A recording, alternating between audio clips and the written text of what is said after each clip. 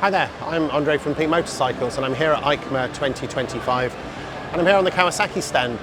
It's not the biggest, but it's certainly one of the bigger stands. So I'm going to try and show you everything that's on here. There are a couple of new things that might be interesting. One is the new KLE500, which was a front wheel sticking out of a crate last year. They also do the Z900, sort of retro looking bikes really well, and I think there's a few updates there. So I'll show you what they have here and yeah, see what you think. Right then, let's start with the modern looking nakeds with the Z500, which I think is it's the smallest. I think they have a 125 section somewhere, but on this plinth that is the smallest one. Yeah. Then we have the Z1100 SE, which I think was launched last year, I think to keep the power up while complying with Euro 5. And yeah, cracking looking bike.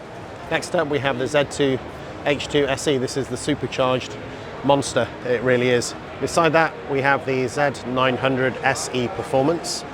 For those who need, a little bit less, but it's still quite a beast of a motorcycle. This one has a few of the extra bling bits on it, like the Öhlins fork, the Öhlins adjustable rear shock, and the Akrapovic exhaust down there. And the last bike in this section is the Z650, which, it still looks like quite a big bike, even though it's only one size up from the 500. Right then, I think this is what Kawasaki does really well. This is Z900 RS. There's a few tweaks with these, especially with the SE. I think they're getting a 6-axis IMU, which means another electronics package, but they still look amazing. They still look like proper retro bikes. But and I'm delighted to see they're still stuck with the conventional clocks. But underneath, the technology is all there. In fact, just from seeing the controls you have on the pod, there's a lot more to it than just those traditional-looking analog clocks. And the bikes look absolutely gorgeous. I just love that sort of deep maroon metallic sort of paint fleck with the gold and the white stripe. We also have here the blue Z650 RS, the blue with the gold and the grey. This was a bike I remember seeing last year. It was kind of on a shelf. I don't think we get it in the UK, and I think it's a 170 single. I'm guessing that's an emissions thing. As we head down towards the new bike in the corner, we have a couple more, this Z900 RSs, this one just in all black. And then we have the Z900 RS. I think this might be the SE that has the Öhlins suspension. Again, with those gold wheels, yeah, I think they just look stunning. Right then, this is what some people will have come to this video for. This is the new Kawasaki KLE500. So this bike was, or at least a bike that was hinting of this, was in a crate both here and at Motorcycle Live last year. And I'll give it a slow walk round so you can have a look at it. Yeah, it looks kind of cool. I guess this has got a few trick bits on it. This one is the SE, so I think this does have a lot of the accessories. I'm not sure whether those metal braced handguards are stock, nor that Akrapovic exhaust pipe. Coming around the front, it's got a very sort of Kawasaki looking front end with those LED spotlights and a sort of rally looking tower at the front. Yeah, give you a look down this side. Again, it looks pretty solid. It'll be another one to go into the fray amongst the A2 licensed bikes. Coming up and looking up at the bars, it doesn't look anything particularly fancy. The screen's non-adjustable. It does have a 12mm bar up there for putting something else on, and non-adjustable forks. Right then, this chap's getting off this one, so I'll see if I can get on. I've got no one to hold my camera, so I'm just going to have to try and do this, yeah, on my own. Right then, well that's me standing up there on here. So there we go. Actually, that actually feels like a pretty big bike. The bars are nice and wide. The screen up here actually feels like it's a really long way away from me. That actually seems to be a good height to actually deflect things over the top. Have to be seen and to work out actually what it is. I think I'd have to try it to make sure that's actually what it does. But yeah, I quite like that. Probably more than I thought I would.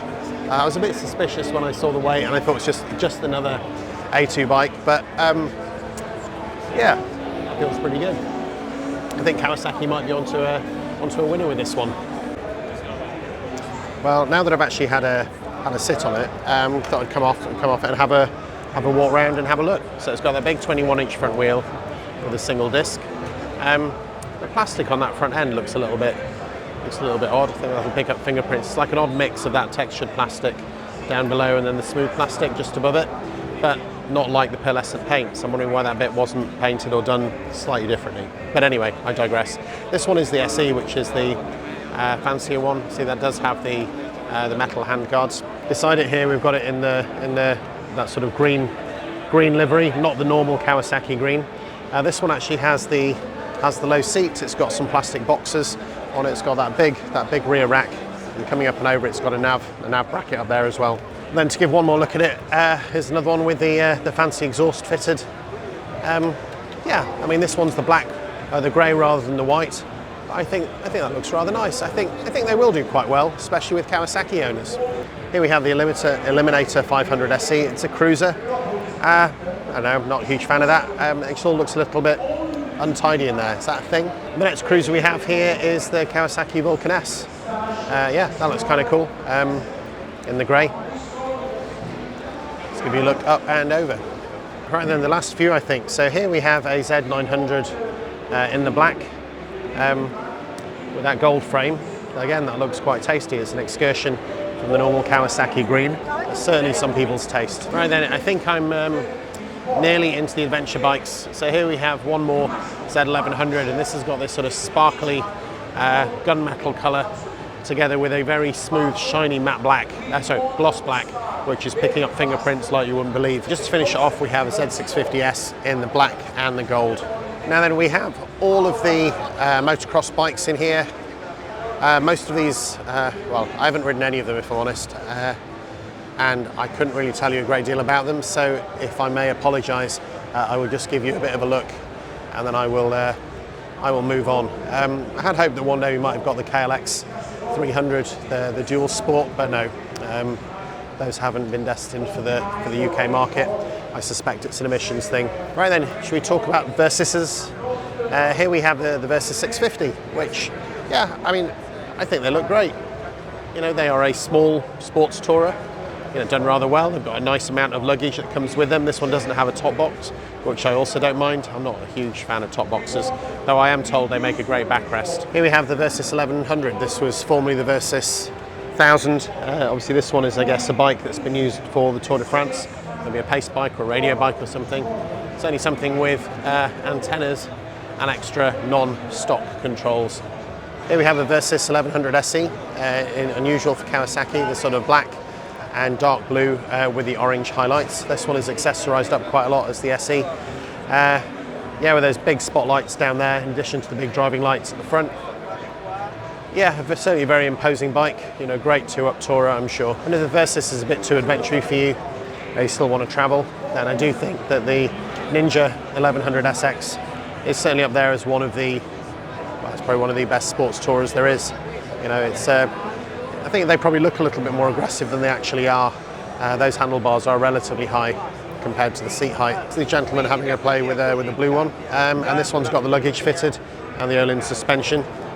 Yeah, that is kind of cool. I think they've been trying to, oh yeah, that's kind of cool. It's been playing around with, well, maybe the screen will stay up, maybe it won't. And if you like your sports tourers supercharged, there is always the Ninja H2. This is the H2 SX SE again. Is that the pinnacle?